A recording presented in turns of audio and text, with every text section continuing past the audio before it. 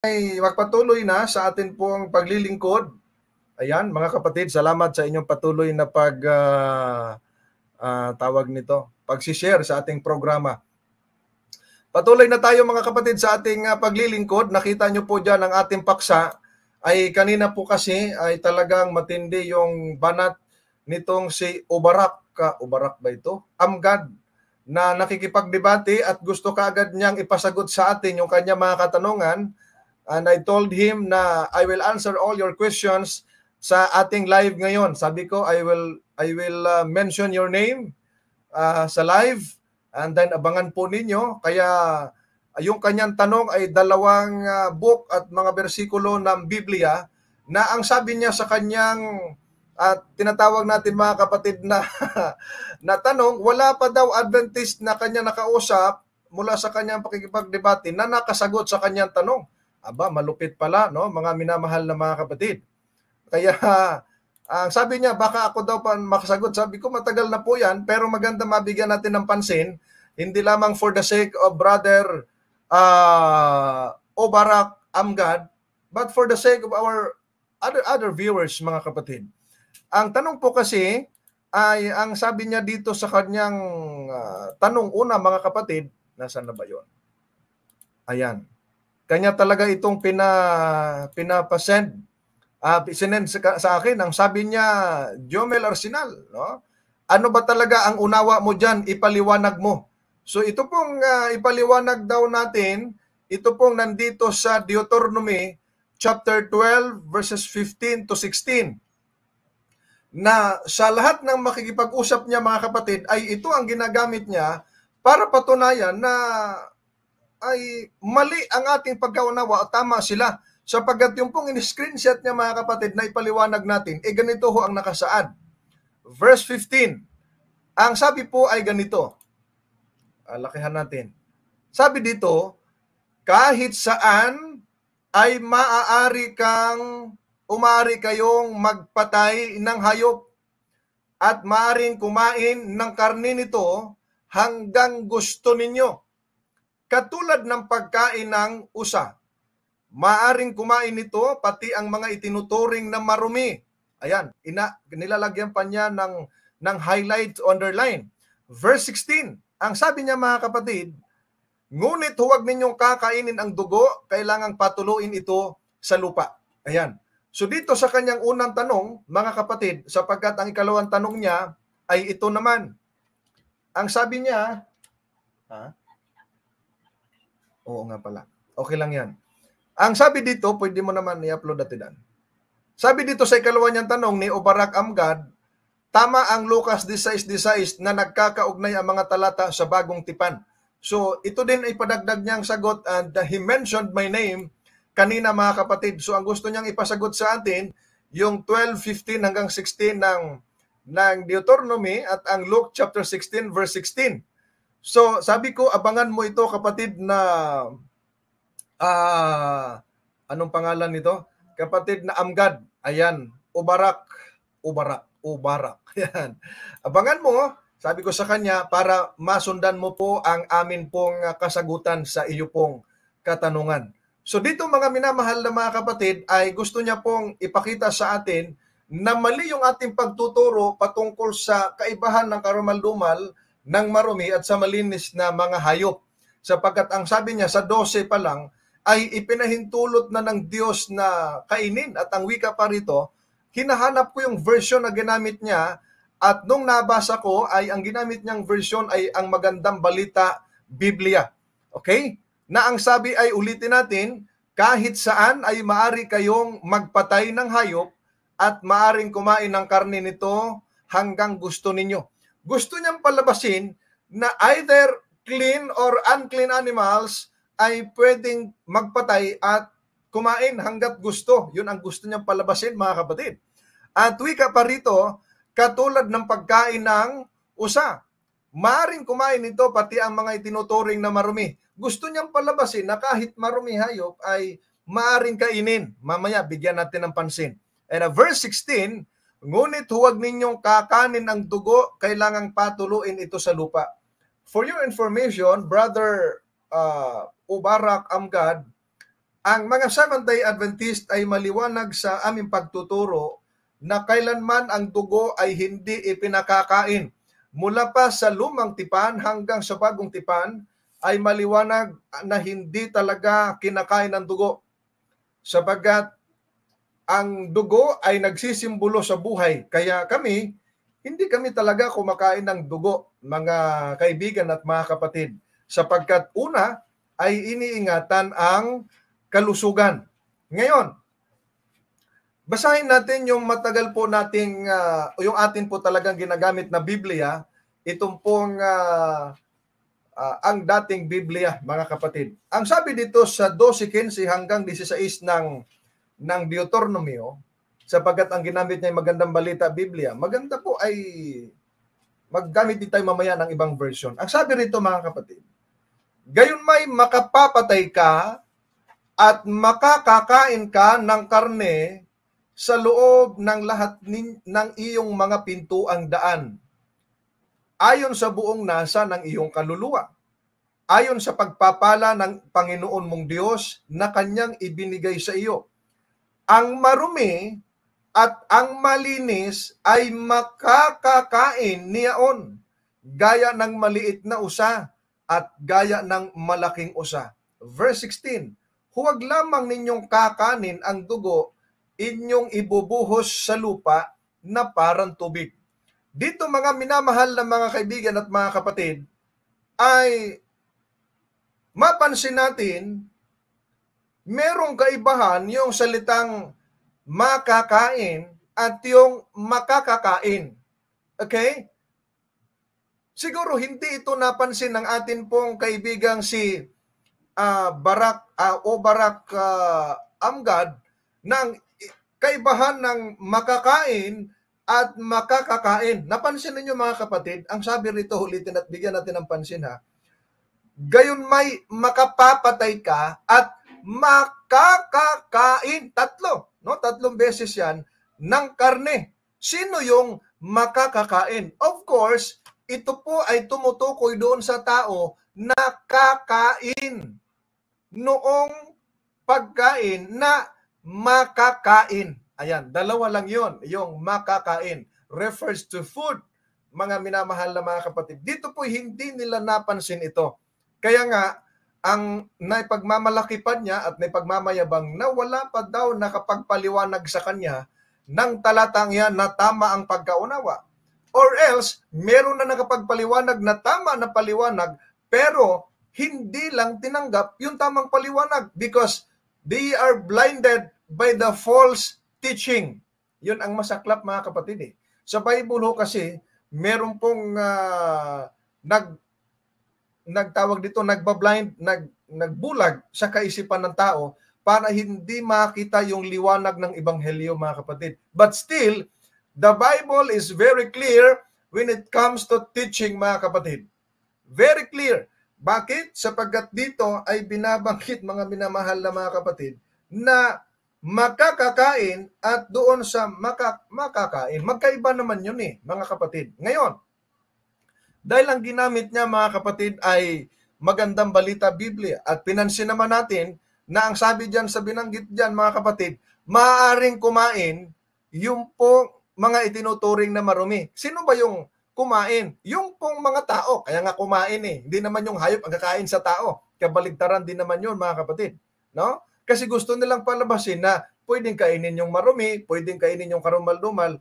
Aba, mga kapatid, kaya nga ako nag-Adventist kasi maliwanag ang turo. Kasi kung malabo ang turo, nanatili na lang sana ako sa Roman Catholic, mga minamahal at mga kaibigan. There's no difference naman yung ibang mga samahan, same yung teaching nila, no? Parehong kumakain ng karumal-dumal. Ayon po, mga kapatid, sa Deuteronomio 12:15 ng ang salita ng Diyos. Ayan, ang salita ng Diyos. Ang sabi po ay ganito, pero kung hindi panghandog, maaari ninyong katayin at kainin ang hayop saan man kayo nakatira.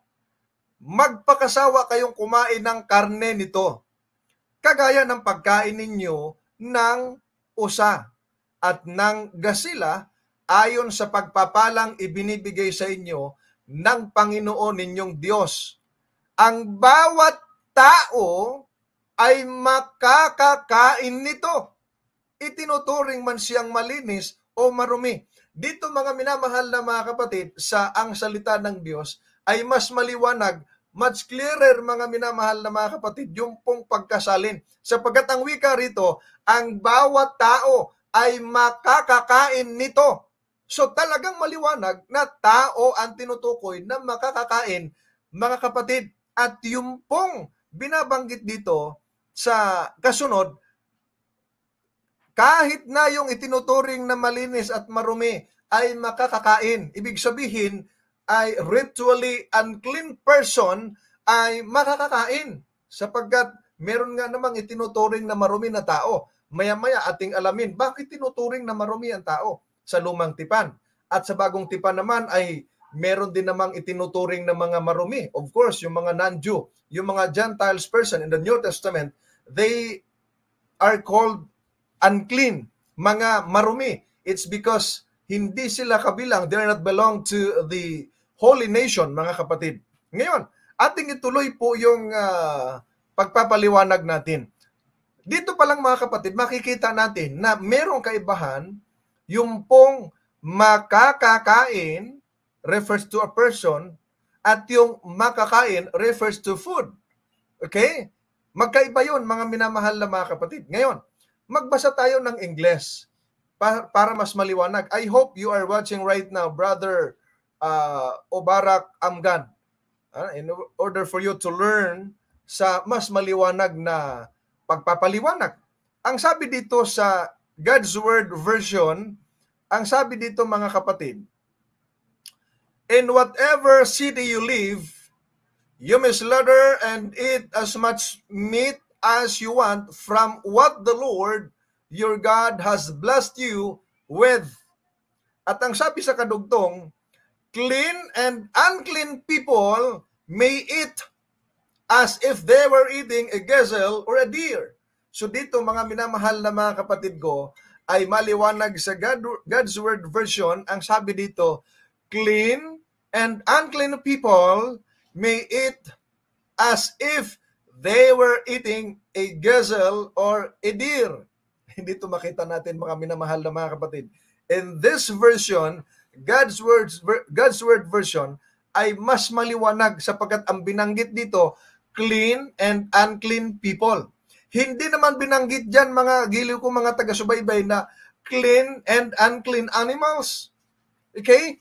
Take note, nang binabanggit dyan na clean and unclean, not animals but people, refers to a person, not to animals, mga minamahal. Bakit ba naman magkakaroon ng pagkukontrahan yung pagtuturo? Talaga namang ang Bible is consistent when it comes to teaching. Ano pa yan? Ipagbabawal, ipahintulot ng Diyos ng chapter 12, and then pagdating ng chapter 14 ng Deuteronomio ay ipagbabawal na naman? That is inconsistency, mga minamahal na mga kapatid. Kaya nga, yung iba, binabanatan yung ating banal na kasulatan dahil inconsistent daw. Naging inconsistent lang yan pagdating sa aral at pagtuturo ng iba't ibang mga samahan. Pero the Bible itself, the message of the Bible, the teachings of the Bible, it is very clear that it is consistent, mga minamahal na mga kapatid. Kaya dito pinaliwanag clean and unclean people may eat, no? As they were eating gazelle and deer, mga kapatid. Ngayon, ang nakalagay pala, clean and unclean people, not clean and unclean animals. Tandaan nyo po yan mga kapatid. Take note. Ang makakakain, clean and unclean people, not clean and unclean animals. Not. Ito pa, dagdagan natin mga kapatid para mas maliwanag pa kay Brother Obarak Amgrad at sa iba nating mga taga-subaybay. Ang sabi po sa Good News Bible, kanina ay God's Word, ngayon ay Good News Bible. Ang sabi sa Good News Bible, mga kapatid, ang sabi rito ay ganito. But you are free, but you are free to kill and eat your animals wherever you live. You may eat as many as the Lord gives you. All of you, ang sabi ng talata, all of you, whether ritually clean or unclean, may eat them, just as you would eat the meat of a deer or an antelope. But you must not eat their blood, you must pour it out in the ground like water. So makita natin mga minamahal na mga kapatid, yun anyang dugo ay huwag kakanin, ibubuhos sa lupa na parang water o parang tubig. At ang sabi rito, pwede kanyang pumatay ng hayop na sa iyong tirahan sa gusto mo ayon sa pagpapalang ibinigay ng Diyos. Pero take note, wala namang mababasa tayo na may mga Israelites in this time, mga kapatid, in Deuteronomy 12, ay wala namang mga Israelites na nag-alaga ng baboy. Mga kapatid, okay? Wala. Kaya ang sabi dito mga minamahal na mga kapatid, ito ay consider as yung mga animals na kanilang inaalagaan. Of course, yung mga clean animals, sapagkat yun ang madalas na inaalagaan nila at inihahandog sa Diyos. Mag-aalaga ka ba naman ng baboy na it is nonsense at hindi naman pwedeng ihandog mo sa Diyos because it is not acceptable, mga kapatid. Ngayon, ang sabi dito, all of you, referring to a person na kinakausap, all of you, whether ritually unclean and clean, may eat, makakakain. No, I advise doon po sa mga sumusubaybay ngayon. Try to analyze first the context and the very verse, mga kapatid. Why? Dahil minsan namamali yung context, namamali yung pakahulugan ng verse, mga kapatid, ay akala nila pag may nabasa na silang ay malinis at marumi ay makakakain, akala nila ay makain na yung mga karumal-dumal. It's not talking about the unclean animals. It talks about the unclean people, mga minamahal na mga kapatid. That's why, in another version of the Complete English Bible, ang sabi rito, however, whenever you wish, you may slaughter and eat meat as the Lord your God sees fit to bless you with such in your cities. Ang sabi nila, people who are polluted and people who are purified can join in the feast as they would if they were eating gazelle or deer. Makita nyo mga kapatid, ang sabi rito, hindi ko kasi maipakita kasi nasa lang siya, no? Wala siya sa presentation or sa PowerPoint. Pero it is very clear if you have your Bible with you, mga kapatid, and it is you have this kind of translations, napakaliwanag naman nakasulat, people who are polluted, ito yung tinutukoy nilang unclean people. Ang sabi diyan, people who are polluted, and then people who are purified. So, it has a difference between polluted and purified. Pero, they can eat together sa panahon ng pagkain ng karne. Okay? Pwede silang kumain ng karne, mga kapatid, na magkasama kahit na sila ay polluted or ritually unclean, mga minamahal na mga kapatid. Okay? Ang ginamit dito naman ay people. Yung sa kabila naman, ang ginamit ay person. Halimbawa, itong Evangelical Heritage Version, ang sabi rito mga kapatid, mas maganda ang pagkasabi dito. But in any town, you may butcher and eat meat to your heart's content, as the Lord your God has blessed you. The unclean and the clean person, kita nyo the unclean and the clean person alike may eat as they would a gazelle or a deer, mga kapatid. So, maliwanag naman po yan na talagang person ang tinutukoy dyan. Hinahanap ko kasi yung aking dating pinaliwanag, hindi ko makita. Kaya atin na lang po itong binalikan, mga kapatid. Para ho ay maliwanagan yung pong ating mga taga-subaybay. Lalo na yun nakikipagdebate gamit ang mga bersikulong ito just to prove na yung mga karumal-dumal ay pwedeng kainin. But if you examine the text itself, the verse itself, hindi papasa. Bakit hindi papasa? Unang-una, nung nabasa nila, clinose ang Bible, hindi na-analyze yung nakalagay sa talata, close ang sabihin ay, pwede na palang kainin Wala pa namang nakapagpaliwanag sa akin ng ganyan. Wala sa lahat ng mga nakadebate ko, ang sabi nung nakipag-usap sa atin, sa lahat ng mga nakadebate ko, wala pang nakapaliwanag sa akin ng ganyan. Ikaw nga, try mo nga ipaliwanag, baka maintindihan ko. Kita nyo mga kapatid. No? Kahit na hindi paliwanag basta basahin mo with the guidance of the Holy Spirit, you can learn it. You can understand it, mga kapatid. Okay? Madali maunawaan sapagkat maliwanag naman sa ibang mga version nga kung bibigyan lang ng pagkakaiba yung makakakain sa makakain, ay malaman mo, oo nga naman pala, malaki nga naman ang kaibahan. Mga kapatid, yung makakakain, referring to a person or refers to a person na siyang kakain noong pagkain na makakain. O dalawa lang yung kana yan, mga kapatid. Okay? Ngayon, bakit binabanggit dito na mayroong ritually unclean person or yung mga tinatawag natin people who are polluted? O yung mga polluted people, mga kapatid. Sa Biblia ho kasi sa Lumang Tipan, may mga palatuntunan sila doon na mga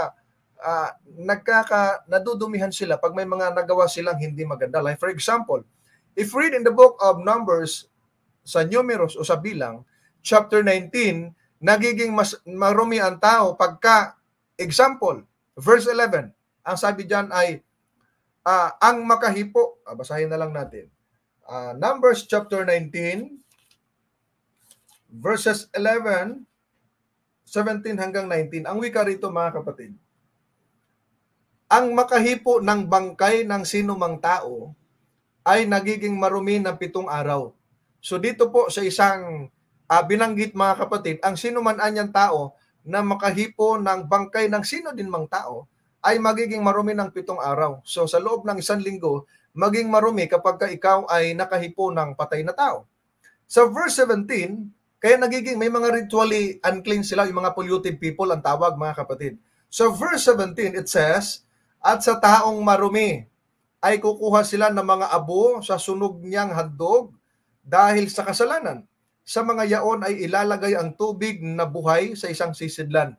Verse 18, at isang malinis na tao ay kukuha ng isupo at itutubog sa tubig at iwiwisik sa tulda at sa lahat ng kasangkapan at sa mga taong nandoon at sa humipo ng buto o ng bangkay na unang patay, unang libingan.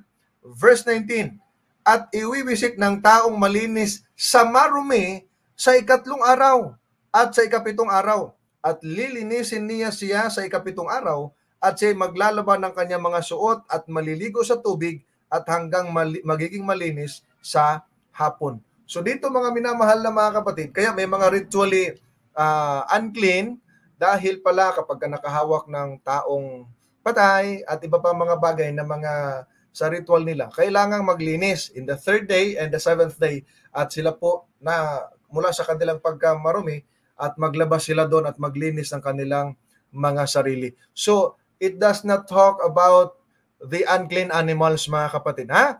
Yung Deuteronomy chapter 12 verses 15 to 16, it does not refer to the unclean animals. Yung marumi dyan refers to a person mga kapatid. Tandaan po ninyo yan. At brother, anong pangalan nun?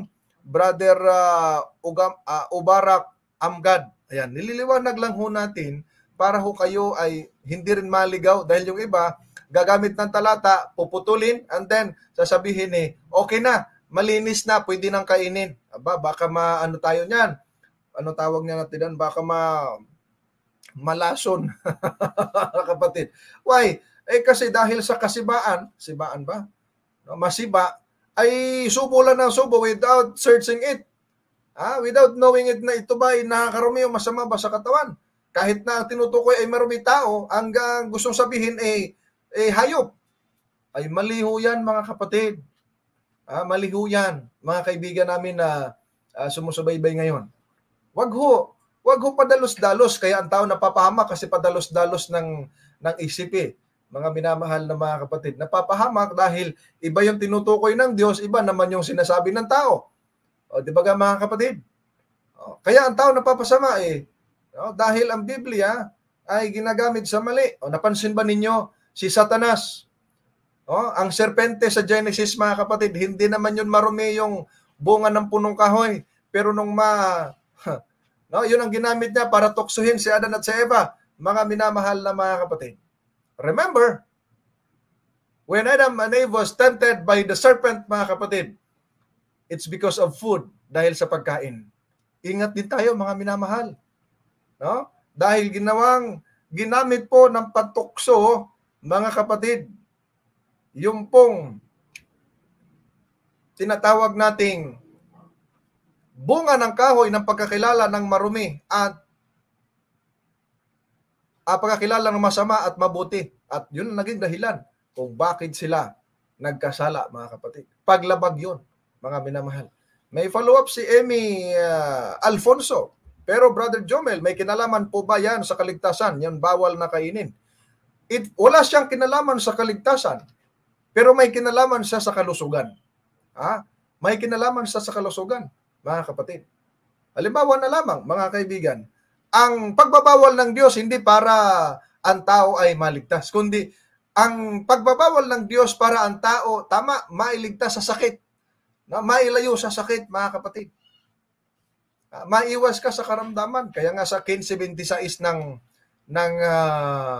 tinatawag nating Exodo, pakinggan natin mga minamahal. Kaya ang tao nagkakasakit kasi lumalabag sa kautusan ng Diyos, mga kapatid.